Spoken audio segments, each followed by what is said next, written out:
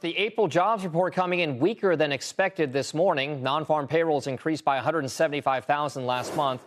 That was far below Wall Street's consensus estimate of 240,000. The unemployment rate ticked higher to 3.9%, while it was expected to hold steady at 3.8%.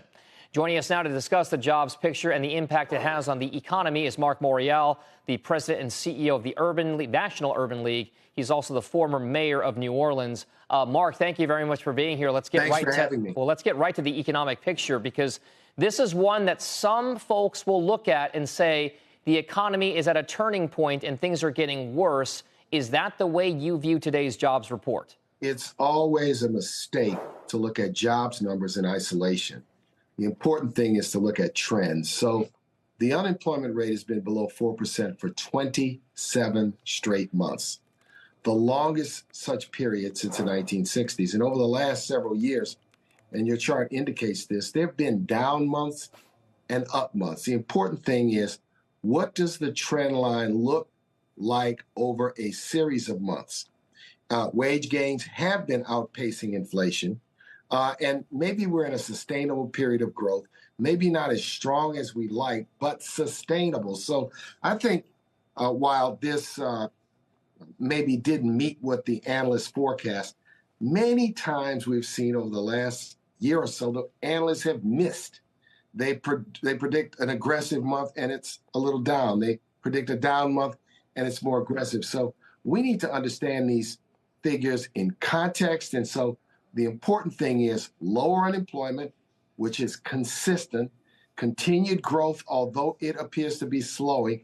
Let's see what this looks like over the next 2 to 3 months before people jump to conclusions. All right, Marc, there's also a lot of context or what's being floated around as context around the next issue we want to discuss with you, and that's the ongoing protests sweeping many parts of the country here with regard to college campuses, pro-Palestinian, anti-Israel. A lot of these things, we're seeing video of some of these campus protests right now. Many mayors and police departments have now come in actively to disband some of these protests, to break things up. I want to call on you as the former mayor of a large metropolitan area to ask you, in your opinion, what is the line that is crossed or not crossed with regard to civic authorities coming in, stepping in to bring order to these kinds of environments? It's a very important question. Let's begin by affirming that free speech and the right to protest is not only protected by the Constitution, is a time-honored American tradition. But free speech is not hate speech. Free speech does not sanction violence. Cities and states and universities and others have the right to regulate time, place, and manner.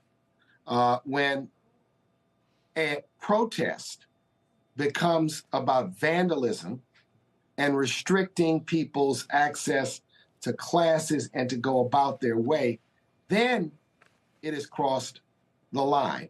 I participated in a anti-book ban, freedom to learn protest, if you will, today at the United States Supreme Court. Free speech for those of us in the civil rights movement is always peaceful. It always involves an adherence to reasonable grounds and reasonable bounds. I think this is the difficulty. I'll tell you what concerns me, and this has been a concern of mine for a long time, that what starts as a peaceful protest ends up being something else because of provocateurs and people who come in, yes, from the outside, who do not necessarily share the goal of those protesting and who are there to do nothing other but to create confusion and chaos. You know, and as a disciple of Martin Luther King, I strongly support protest. I strongly support peaceful protest, but there is a line to be drawn. Mayors, once again, are at the vortex of some of the most difficult decisions in American government and in American society. How to respect protest, but also where to draw the line. And if you send police in to ensure that restraint, if you will, and if you will, careful handling is the order of the day. This is the difficult thing that has to be dealt with. So I would offer that free speech does not sanction hate speech.